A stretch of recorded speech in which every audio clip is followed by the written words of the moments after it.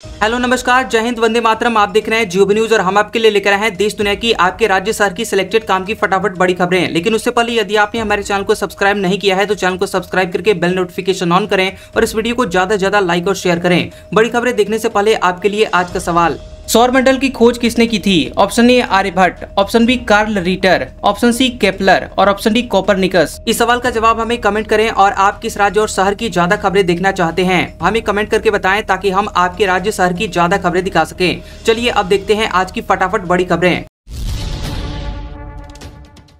महाराष्ट्र में हिंदी अनिवार्य भाषा नहीं होगी, राज्य सरकार ने 6 दिन बाद पलटा फैसला। स्टूडेंट्स खुद चुन सकेंगे थर्ड लैंग्वेज। खबर है कि महाराष्ट्र में स्कूली पढ़ाई के लिए अब हिंदी अनिवार्य भाषा नहीं होगी। राज्य सरकार ने हिंदी को तीसरी अनिवार्य भाषा बनाने का निर्णय वापस ले लिया है। शिक्षा मंत्री दादाजी भुसे ने कहा कि मराठी अनिवार्य होगी, अंग्रेजी दूसरी भाषा और तीसरी भाषा ऑप्शनल यानी वैकल्पिक होगी। इससे पहले रविवार को पत्रकारों से बातचीत के दौरान महाराष्ट्र के मुख्यमंत्री देवेंद्र फडणवीस ने कहा था कि स्टूडेंट्स तीसरी भाषा अपने मन से चुन सकेंगे, हिंदी अनिवार्य नहीं रहेगी। आपको बता दें कि यह फैसला वापस लेने से 6 दिन पहले बुधवार को ही महाराष्ट्र में 1 से 5वीं तक के स्टूडेंट्स के लिए तीसरी भाषा के तौर पर अनिवार्य हिंदी भाषा की गई थी और ये फैसला राज्य के सभी मराठी और अंग्रेजी मीडियम स्कूलों पर लागू किया गया था।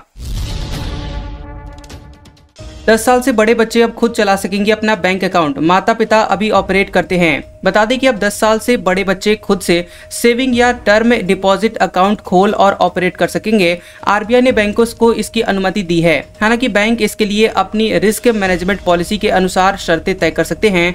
आरबीआई ने बैंकों से 1 जुलाई 2025 तक इन नए नियमों के मुताबिक अपनी पॉलिसी तैयार करने का या फिर से मौजूदा नियमों में बदलाव करने को कहा है। अब तक किसी भी उम्र के बच्चे अपने माता पिता या कानूनी अभिभावक यानी गार्जियन के जरिए सेविंग्स या टर्म डिपॉजिट अकाउंट खोल सकते थे, पर ऑपरेट अभिभावक ही करते थे। 10 साल या इससे बड़ी उम्र के बच्चे अपने अकाउंट को खुद ऑपरेट कर सकेंगे, लेकिन बैंक अपने नियमों के मुताबिक कुछ लिमिट तय करेंगे, जैसे कि कितना पैसा जमा किया या निकाला जा सकता है, एक बार में कितना पैसा निकाला जा सकेगा। बैंक बच्चों को इंटरनेट बैंकिंग, एटीएम या डेबिट कार्ड और चेकबुक जैसी सुविधाएं दे सकते हैं, लेकिन यह उनके रिस्क पर निर्भर करेगा। धनखड़ बोले, संसद ही सुप्रीम, उससे ऊपर कुछ नहीं, सांसद असली मालिक। 5 दिन पहले कहा था। सुप्रीम कोर्ट सुपर संसद जैसे काम कर रही है। सुप्रीम कोर्ट के अधिकार क्षेत्र को लेकर चल रही बहस के बीच उपराष्ट्रपति जगदीप धनखड़ ने कहा कि संसद ही सबसे ऊपर है। धनखड़ दिल्ली यूनिवर्सिटी में संविधान पर आयोजित प्रोग्राम में स्पीच दे रहे थे। धनखड़ ने कहा कि संसद सर्वोच्च है और उसके ऊपर कोई नहीं हो सकता। सांसद ही असली मालिक हैं और वही तय करते हैं कि संविधान कैसा होगा, उनके ऊपर कोई और सत्ता नहीं हो सकती। इससे पहले 17 अप्रैल को धनखड़ ने कहा था कि सुप्रीम कोर्ट का काम होता है जैसे वो सुप्रीम संसद हो। धनखड़ का ये बयान तब आया है जब सुप्रीम कोर्ट में भाजपा सांसद निशिकांत दुबे के बयान का मामला पहुंचा है। दुबे ने कहा था कि मुख्य न्यायाधीश की नियुक्ति राष्ट्रपति करते हैं, ऐसे में सीजेआई किसी राष्ट्रपति को निर्देश कैसे दे सकते हैं। महाराष्ट्र में ओला के 121 स्टोर्स बंद होंगे, ट्रेड सर्टिफिकेट नहीं होने के चलते ट्रांसपोर्ट विभाग की कार्रवाई। पिछले महीने 32 स्टोर्स पर रेड हुई थी। महाराष्ट्र में इलेक्ट्रिक 2 व्हीलर बनाने वाली कंपनी ओला के 121 स्टोर्स बंद होंगे। महाराष्ट्र के ट्रांसपोर्ट विभाग ने लोकल आरटीओ को इन्हें बंद करने के निर्देश दिए हैं। ट्रांसपोर्ट विभाग ने ओला के 146 स्टोर्स की जांच की थी और इनमें 121 से ज्यादा स्टोर्स बिना ट्रेड सर्टिफिकेट के चल रहे थे। दरअसल पिछले महीने ही आरटीओ ने महाराष्ट्र में ओला के कई स्टोर्स पर छापेमारी की थी। स्टोर्स पर ट्रेड सर्टिफिकेट नहीं होने के चलते 192 व्हीकल्स को जब्त कर कारण बताओ नोटिस जारी किया गया था। ओला के स्टोर्स पर देश भर में आरटीओ कार्रवाई हुई थी और अब तक महाराष्ट्र और मध्य प्रदेश के 32 स्टोर्स पर रेड पड़ चुकी है। इसके अलावा राजस्थान में कुछ स्टोर्स पर भी कार्रवाई की गई है और इनमें 50 से ज्यादा इलेक्ट्रिक गाड़ियों को जब्त किया जा चुका है। अमेरिका भारत ट्रेड डील की शर्तें फाइनल, उपराष्ट्रपति जेडी वेंस बोले, इससे दोनों देशों के बीच फाइनल डील का रोडमैप तैयार होगा। अमेरिका और भारत ने ट्रेड डील की शर्तों को फाइनल कर दिया है और इसे टर्म ऑफ रेफरेंस यानी TORS कहते हैं। अमेरिकी उपराष्ट्रपति जेडी वेंस ने मंगलवार 22 अप्रैल को जयपुर के राजस्थान इंटरनेशनल सेंटर में एक इवेंट में ये जानकारी दी है। जेडी वेंस ने कहा कि मेरा मानना है कि ये राष्ट्रपति ट्रंप और प्रधानमंत्री मोदी के विजन को साकार करने की दिशा में महत्वपूर्ण कदम है। ये फाइनल डील का एक रोड मैप तैयार करेगा। बता दें कि वेंस 4 दिन के भारत दौरे पर है और 21 जनवरी को वे दिल्ली पहुंचे थे। वे सुबह अक्षरधाम गए और शाम को पीएम मोदी से मुलाकात किए। इसके बाद रात में जयपुर पहुंच गए। गोल्ड का नया रिकॉर्ड 1 लाख रुपए हुआ। 112 दिन में 23,838 रुपए महंगा हो चुका है। इस साल 1.10 लाख तक जा सकते हैं दाम। 10 ग्राम 24 कैरेट सोना मंगलवार 22 अप्रैल को सराफा बाजार में पहली बार 1 लाख रुपए तक पहुंच गया है। इधर चांदी की कीमत 342 रुपए गिरकर 95,900 रुपए प्रति किलो हो गई है। चांदी का भाव 96,242 रुपए प्रति किलो था। वहीं चांदी ने 28 मार्च को 1,0934 रुपए का ऑल टाइम हाई बनाया था। पश्चिम बंगाल में शिक्षक अनिश्चितकालीन धरने पर बैठे। योग्य उम्मीदवारों की सूची जारी नहीं हुई। ममता बनर्जी बोली, काम पर लौटें, आपकी नौकरी और वेतन सुरक्षित है। पश्चिम बंगाल शिक्षक भर्ती घोटाला मामले में योग्य शिक्षकों की सूची जारी नहीं करने को लेकर WBSSC के मुख्यालय के बाहर सोमवार रात से हजारों शिक्षक अनिश्चितकालीन धरने पर बैठ गए हैं। दरअसल राज्य के शिक्षा मंत्री ब्रत्य बसु ने 21 अप्रैल को शाम के 6 बजे तक दोषी और निर्दोष उम्मीदवारों की सूची जारी करने का वादा किया था। तेज धूप में प्रदर्शन करते हुए लगभग 2000 से अधिक प्रदर्शनकारियों ने WSSC मुख्यालय को घेर लिया, जिससे अधिकारियों का अंदर बाहर आना जाना बंद हो गया। आयोग के अध्यक्ष सिद्धार्थ मजूमदार सोमवार शाम से ही अंदर फंसे हुए हैं। प्रदर्शन कर रहे शिक्षक मांग कर रहे हैं कि आयोग उन उम्मीदवारों की सूची सार्वजनिक करे जिन्हें मेरिट के आधार पर नियुक्त किया गया था। वहीं मुख्यमंत्री ममता बनर्जी ने मिदनापुर में कार्यक्रम में शिक्षकों से काम पर लौटने और स्कूलों में पढ़ाना शुरू करने का आग्रह किया है। उन्होंने कहा कि आपको ये सोचने की जरूरत नहीं है कि दोषी कौन है और कौन नहीं है। आपको सिर्फ ये सोचना है कि आपकी नौकरी और वेतन सुरक्षित है। हम भरोसा दिलाते हैं कि आपकी तनख्वाह मिलेगी। एक गांधी गाय की पूजा करते थे, दूसरा बीफ खाता है। रायपुर में कैलाश विजयवर्गीय बोले, राहुल हिंदी में ठीक से गांधी भी नहीं लिख पाते। खबर है कि मध्य प्रदेश के कैबिनेट मंत्री कैलाश विजयवर्गीय ने रायपुर एयरपोर्ट पर राहुल गांधी को लेकर कहा कि ये गांधी देश के गरीबों के लिए अपने कपड़े उतार कर जीते थे, बकरी का दूध पिया करते थे, और ये गांधी तो थाईलैंड जाकर छुट्टी मनाते हैं। वो गांधी गाय की पूजा करते थे, तो यह गांधी बीफ खाता है। आपको बता दें कि कैलाश विजयवर्गीय ने PCC चीफ दीपक बैज के गांधी की आंधी है वाले बयान का जवाब दिया। विजयवर्गीय ने कहा कि ये कौन से गांधी की बात कर रहे हैं? वह गांधी जो देश के लिए जिया करते थे, या वह गांधी जो हिंदी में ठीक से गांधी भी नहीं लिख पाते? गुस्से में पूरे ब्राह्मण समाज को बोल दिया बुरा। अनुराग कश्यप ने मांगी माफी, कहा अपनी मर्यादा भूल गया, भविष्य में ऐसी गलती नहीं करूंगा। सोशल मीडिया की बहस में ब्राह्मणों पर आपत्तिजनक टिप्पणी करने पर आखिरकार फिल्म मेकर अनुराग कश्यप ने माफी मांग ली है। उन्होंने ये भी आश्वासन दिया है कि वे भविष्य में कभी भी ऐसे शब्दों का इस्तेमाल नहीं करेंगे। दरअसल समाज सुधारक ज्योतिबा फुले पर बनी हुई फिल्म से जुड़े हुए विवाद में कश्यप ने ब्राह्मणों के बारे में अपमानजनक बात कही थी। उनके बयान के बाद दिल्ली, मुंबई, इंदौर और जयपुर समेत कई शहरों में शिकायतें दर्ज हुई हैं। अनुराग कश्यप ने अपने बयान पर माफी मांगते हुए इंस्टाग्राम पर लिखा कि मैं गुस्से में किसी एक को जवाब देने में अपनी मर्यादा भूल गया और पूरे ब्राह्मण समाज को बुरा बोल डाला। वो समाज जिसके तमाम लोग मेरी जिंदगी में रहे हैं, आज भी हैं और बहुत कंट्रीब्यूट करते हैं, आज वो सब मुझसे आहत हैं। मेरा परिवार मुझसे आहत है। बहुत सारे बुद्धिजीवी जिनकी मैं इज्जत करता हूँ मेरे गुस्से में है और यहाँ मेरे बोलने के तरीके से आहत हैं। मैंने ऐसी बात करके अपनी ही बात को मुद्दे से भटका दिया। मैं तहे दिल से माफी मांगता हूँ इस समाज में जिनको मैं ये नहीं कहना चाह रहा था, लेकिन आवेश में किसी की घटिया टिप्पणी का जवाब देते हुए लिख दिया। मैं माफी मांगता हूँ अपने उन तमाम सहयोगी दोस्तों, अपने परिवार से और उस समाज से, अपने बोलने के तरीके के लिए, अभद्र भाषा के लिए। अब आगे से ऐसा न हो, मैं उस पर काम करूंगा, अपने गुस्से पर काम करूंगा और बुद्धि की बात अगर करनी है तो सही शब्दों का इस्तेमाल करूंगा। आशा है कि आप मुझे माफ कर देंगे। वक्फ कानून के खिलाफ मुस्लिम संगठनों का प्रदर्शन। उपराष्ट्रपति बोले, संपत्तियों को नुकसान पहुंचाने वालों को समझाना होगा, वरना कड़वी दवा का स्वाद चखना होगा। नए वक्फ कानून के विरोध में all India Muslim personal law board ने दिल्ली में प्रदर्शन किया। वक्फ बचाओ अभियान के तहत तालकटोरा स्टेडियम में वक्फ की हिफाजत नाम से आयोजन किया गया। बता दें कि कार्यक्रम में जमात इस्लामी हिंद समेत देश भर के मुस्लिम संगठनों के अध्यक्ष और प्रतिनिधि पहुंचे। AIMIM के प्रमुख असदुद्दीन ओवैसी भी शामिल हुए। वहीं बैठक में वक्फ कानून के खिलाफ आगे की कानूनी लड़ाई लड़ने को लेकर चर्चा हुई है और सुबह 10 बजे से शुरू हुई बैठक तकरीबन 2 बजे तक चली। जम्मू कश्मीर के रामबन में CM उमर अब्दुल्ला की गाड़ी रोकी, महिलाएं हाथ जोड़कर रोने लगी, कहा बाढ़ और लैंडस्लाइड के बाद जिंदगी बदहाल हुई। खबर है कि जम्मू कश्मीर के रामबन में स्थानीय लोगों ने मुख्यमंत्री उमर अब्दुल्ला की गाड़ी रोक ली। महिलाएं गाड़ी के सामने आ गईं और हाथ जोड़कर रोने लगी। लोगों ने कहा कि लैंडस्लाइड और बाढ़ के बाद हमारी जिंदगी बदहाल हो गई है। लोग कहने लगे कि मुख्यमंत्री जी आप 2 मिनट बात कीजिए। उमर ने अपनी गाड़ी की खिड़की खोली और लोगों की परेशानियां सुनी। रामबन में 2 दिन पहले बादल फट जाने की वजह से 3 लोगों की जान गई थी और पुलिस ने तकरीबन 100 लोगों को रेस्क्यू किया था। बादल फटने का मतलब है बहुत कम समय में बहुत ज्यादा बारिश का हो जाना। राहुल गांधी के बयान पर चुनाव आयोग का जवाब, कहा गलत सूचना फैलाना कानून का अपमान, अपने पार्टी प्रतिनिधियों को भी बदनाम करता है। अमेरिका दौरे पर 20 अप्रैल को राहुल गांधी ने महाराष्ट्र चुनाव पर सवाल उठाए थे। इस पर चुनाव आयोग ने बयान जारी किया। आयोग ने कहा कि भारत में जिस पैमाने और सटीकता से चुनाव होते हैं उसकी दुनिया भर में तारीफ होती है। पूरा देश जानता है कि वोटर लिस्ट तैयार करने, वोटिंग और काउंटिंग समेत हर चुनाव प्रक्रिया में सरकारी कर्मचारी शामिल होते हैं। आयोग को बदनाम करने की कोशिश करना पूरी तरह से बेवकूफी है। चुनाव आयोग ने कहा कि किसी के द्वारा फैलाई जा रही कोई भी गलत सूचना न केवल कानून का अपमान है बल्कि खुद अपनी पार्टी के हजारों नियुक्त प्रतिनिधियों को भी बदनाम करता है।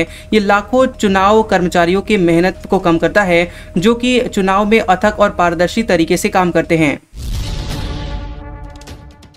सुप्रीम कोर्ट निशिकांत दुबे के खिलाफ अगले हफ्ते करेगा सुनवाई, कहा था गृह युद्ध के लिए सीजीआई जिम्मेदार, सोशल मीडिया से वीडियो हटाने की मांग। बता दें कि सुप्रीम कोर्ट ने भाजपा सांसद निशिकांत दुबे के खिलाफ दायर की गई याचिका पर सुनवाई को तैयार हो गया है। कोर्ट ने सुनवाई के लिए याचिका अगले सप्ताह लिस्ट करने को कहा है, हालांकि अभी तारीख तय नहीं की है। याचिका में सुप्रीम कोर्ट और चीफ जस्टिस सीजीआई के खिलाफ दिए गए भाजपा सांसद के बयानों के वीडियो सोशल मीडिया प्लेटफॉर्म से हटाने की मांग की गई है। मामला जस्टिस बीआर गवई और जस्टिस एजे मसीह की बेंच के सामने तुरंत सुनवाई के लिए रखा गया था। निशिकांत दुबे ने 19 अप्रैल को कहा था कि देश में गृह युद्ध के लिए सीजीआई, संजीव खन्ना और धार्मिक युद्ध भड़काने के लिए सुप्रीम कोर्ट जिम्मेदार है। दुबे सुप्रीम कोर्ट के राष्ट्रपति को विधेयकों पर फैसला लेने के लिए समय सीमा तय करने के फैसले पर बात कर रहे थे। सुप्रीम कोर्ट ने 8 अप्रैल को आदेश दिया था कि किसी बिल पर राष्ट्रपति को 3 महीने के भीतर फैसला लेना होगा। एयरफोर्स अफसर का दावा झूठा, सीसीटीवी में पहले हमला करते हुए दिखा, युवक को धकेला, पीटा, पत्नी बहस करती हुई दिखी। पुलिस बोली रोड रेज का है मामला। बेंगलुरु में वायुसेना अधिकारी और उनकी अफसर पत्नी से मारपीट के मामले में नया सीसीटीवी फुटेज सामने आया। फुटेज से साफ है कि विंग कमांडर की ओर से भी मारपीट की गई थी। इसमें विंग कमांडर को पहले मारपीट की शुरुआत करते और युवक को सड़क पर धकेलते और लात मारते देखा जा सकता है। सीसीटीवी फुटेज के मुताबिक डीआरडीओ कॉलोनी से एयरपोर्ट जा रहे विंग कमांडर शिलादित्य बोस और उनकी पत्नी स्क्वाड्रन लीडर मधुमिता एक नियॉन ग्रीन जैकेट पहने युवक के पास पहुंचे, जिसके बाद झगड़ा बढ़ा और हाथापाई शुरू हो गई। वीडियो में मधुमिता भी युवक से बहस करती हुई दिखाई दी थी। हाईकोर्ट बोला शरबत पर रामदेव का बयान माफी लायक नहीं, अपने विचार अपने तक ही रखे, बयान ने आत्मा झकझोर दी, रामदेव हटाएंगे सारे वीडियो। दिल्ली हाईकोर्ट ने उस वीडियो पर नाराजगी जताई है जिसमें बाबा रामदेव ने शरबत जिहाद शब्द का इस्तेमाल किया था। जस्टिस अमित बंसल ने ये कहा कि माफी लायक ये बयान नहीं है और इसने कोर्ट की अंतरात्मा झकझोर दी है। कोर्ट की फटकार के बाद पतंजलि के फाउंडर रामदेव ने कहा कि हम ऐसे सभी वीडियोस को हटा लेंगे जिनमें धार्मिक टिप्पणियां की गई हैं। कोर्ट ने रामदेव को एफिडेविट दाखिल करने का भी आदेश दिया है। दरअसल बाबा रामदेव ने 3 अप्रैल को पतंजलि के शरबत की लॉन्चिंग की थी। उन्होंने सोशल मीडिया प्लेटफॉर्म एक्स पर कहा था कि एक कंपनी शरबत बनाती है जिससे जो पैसा मिलता है उससे मदरसे और मस्जिदें बनवाती है। बाबा रामदेव ने कहा था कि जैसे लव जिहाद और वोट जिहाद चल रहा है वैसे ही शरबत जिहाद भी चल रहा है।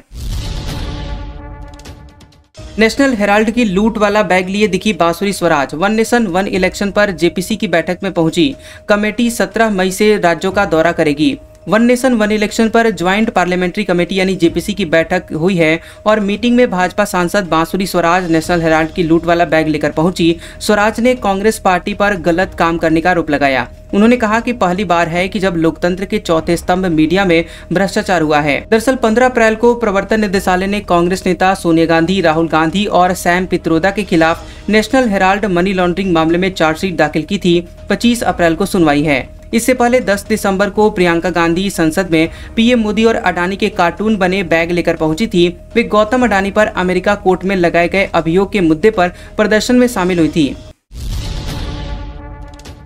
प्रेमानंद महाराज की पदयात्रा का वक्त बदला, अब रात 2 बजे नहीं निकलेंगे। तबीयत के चलते 5 दिन तक नहीं निकले। खबर है कि संत प्रेमानंद महाराज की पदयात्रा के समय में बदलाव किया गया है। अब पदयात्रा रात में 2 बजे नहीं बल्कि तड़के 4 बजे शुरू होगी। प्रेमानंद महाराज की कुछ दिनों से तबीयत ठीक नहीं चल रही थी, इसके चलते पदयात्रा 5 दिन यानी कि 16 अप्रैल से बंद थी और अब संत प्रेमानंद महाराज के स्वास्थ्य में थोड़ा सुधार हुआ है। इसके बाद पदयात्रा फिर से शुरू की गई है। पीएम का पंडाल 2 लाख स्क्वायर फीट में बनेगा। कानपुर में 24 अप्रैल को मोदी की जनसभा, 50,000 लोगों के बैठने की है व्यवस्था। प्रधानमंत्री नरेंद्र मोदी की जनसभा कानपुर में चंद्रशेखर आजाद कृषि विश्वविद्यालय के मैदान में 24 अप्रैल को होगी। इसको लेकर तैयारियां जोरों पर चल रही हैं। पूरे पंडाल को जर्मनी के मॉडल के आधार पर खड़ा किया जा रहा है, जिसमें भीषण आंधी पानी का भी असर नहीं होगा। इस जगह पर प्रधानमंत्री मोदी पहली बार जनसभा करने आ रहे हैं। हालांकि इससे पहले यहाँ पर मुरारी बाबू की कथा का आयोजन हो चुका है। इस आयोजन में भी रोजाना 10 से 15 हजार लोग कथा सुनने के लिए आते थे। ठेकेदार इंद्रदेव ने बताया कि ये पंडाल लगभग 2 लाख स्क्वायर फीट की रेंज में बनाया जा रहा है। इसमें 5 से 6 ब्लॉक बनाए गए हैं। सभी में कुर्सियां लगाई गई हैं और इस पंडाल के अंदर कम से कम 40 से 50 हजार लोग बैठकर प्रधानमंत्री का भाषण सुन सकते हैं। अखिलेश यादव बोले, सिंह भाई हटे तो सिंह भाई आए। आईएएस ट्रांसफर पर कसा तंज। बृजभूषण ने ठीक कहा, विधायक को डीएम के पैर छूने पड़ रहे हैं। समाजवादी पार्टी प्रमुख अखिलेश यादव ने यूपी में हुए 33 आईएएस के ट्रांसफर पर तंज कसा है। उन्होंने सूचना निदेशक शिशिर सिंह का नाम लिए बिना कहा कि सिंह भाई हटे तो सिंह भाई आ गए। दरअसल 6 साल बाद सूचना निदेशक पद से शिशिर सिंह का ट्रांसफर हुआ है। उनकी जगह पर भदोही डीएम विशाल सिंह को सूचना निदेशक बनाया गया है। अखिलेश ने कहा कि जब मैंने थानों में एसओ और एसएचओ पर सिंह साहब वाला बयान दिया तो डीजीपी ने जवाब दिया। उस पर सीएम योगी को जवाब देना चाहिए। मेरे बयान देने के बाद 16 चैनल्स में डिबेट हुई। समाजवादी पार्टी प्रमुख ने लखनऊ में प्रेस कॉन्फ्रेंस की और कहा कि सरकार नाकामी छिपाने के लिए तरह तरह के तरीके अपनाती है। अगर आप उनकी विचारधारा से नहीं जुड़ते हैं तो आपको नौकरी नहीं मिल सकती। भाजपा की पीडीए के प्रति जो नफरत है उसे उजागर किया है। एमपी में 1 मई से होंगे कर्मचारियों के तबादले। अगले हफ्ते आएगी ट्रांसफर नीति। मुख्यमंत्री कन्यादान योजना में जोड़ों की लिमिट तय की। मध्य प्रदेश में तकरीबन 2.5 साल बाद 1 से 31 मई तक कर्मचारियों के तबादले होंगे। डिप्टी सीएम राजेंद्र शुक्ल ने कैबिनेट बैठक की ब्रीफिंग के दौरान ये जानकारी दी है। बैठक शुरू होने से पहले एक न्यूज एजेंसी से चर्चा में मुख्यमंत्री डॉक्टर मोहन यादव ने भी तबादलों से रोक हटाने के संकेत दिए थे। सीएम ने कहा कि हमारी कोशिश रहेगी कि तबादला नीति अगली कैबिनेट बैठक तक आ जाए। बता दें कि मध्य प्रदेश के कर्मचारी लंबे समय से तबादलों का इंतजार कर रहे हैं और पिछले साल के अंत में कुछ विशेष मामलों में तबादलों की छूट दी गई थी, लेकिन इससे कई कर्मचारी वंचित रह गए थे। महादेव बेटिंग ऐप केस में देश भर में 3.29 करोड़ रुपए हुए सीज। जयपुर में ड्राई फ्रूट व्यापारी का फर्जी कंपनियों में निवेश मिला। ब्लैक मनी से चल रहा खेल। खबर है कि सट्टे से जुड़े हुए महादेव बेटिंग ऐप ऑपरेट करने वालों के खिलाफ ईडी ने एक्शन लेना शुरू कर दिया है। इसमें जयपुर के ड्राई फ्रूट व्यापारी के घर पर छापेमारी के दौरान ईडी को कई दस्तावेज मिले हैं जिनमें संपत्तियों के लिंक हैं और ईडी का दावा है कि ब्लैक मनी दूसरे देशों की कंपनी में लगाकर फिर वो राशि खुद से जुड़ी हुई कंपनी में निवेश करके खेल चलाया जा रहा है। दरअसल 16 अप्रैल को ईडी ने महादेव बेटिंग ऐप के देश भर जयपुर, रायपुर, अहमदाबाद, दिल्ली, मुंबई के 60 ठिकानों पर रेड की थी और रेड के दौरान ईडी ने 3.29 करोड़ रुपए नकद रिकवर किए हैं। उन्हें ईडी ने सीज कर दिया है। वहीं 573 करोड़ रुपए की सिक्योरिटी डीमैट अकाउंट में रखा पैसा भी सीज कर लिया है। राजस्थान में 9 महीने से फ्री सैनिटरी नैपकिन की सप्लाई नहीं। महिला अधिकारिता विभाग ने आरएमएससीएल को पत्र लिखकर मांगा स्टॉक। राजस्थान सरकार की उड़ान योजना पर पिछले 9 महीने से ब्रेक लगे हैं। Rajasthan medical service corporation limited यानी आरएमएससीएल ने पिछले 9 महीने से इस योजना के तहत सैनिटरी नैपकिन की खरीदी नहीं की है। इस कारण से महिला एवं बाल विकास विभाग की ओर से सेंटर्स पर फ्री सैनिटरी नैपकिन का वितरण नहीं हो सका है। आज का सुविचार, परिस्थितियां जब विपरीत हो तब प्रभाव और धन नहीं बल्कि स्वभाव और संबंध ही लोगों के काम आते हैं। कैसा लगा ये वीडियो हमें कमेंट सेक्शन में जरूर बताएं। वीडियो पसंद आया हो तो वीडियो को लाइक और शेयर करें और ऐसी इंटरेस्टिंग वीडियोस देखने के लिए हमारे चैनल जियोबी न्यूज को सब्सक्राइब करें और बेल आइकॉन को दबाएं। और हमारे ओल्ड और लेटेस्ट वीडियोस देखने के लिए हमारे प्लेलिस्ट और कम्युनिटी टैब को जरूर चेक करें। तो मिलते हैं अगले वीडियो में, तब तक के लिए आपका शुक्रिया।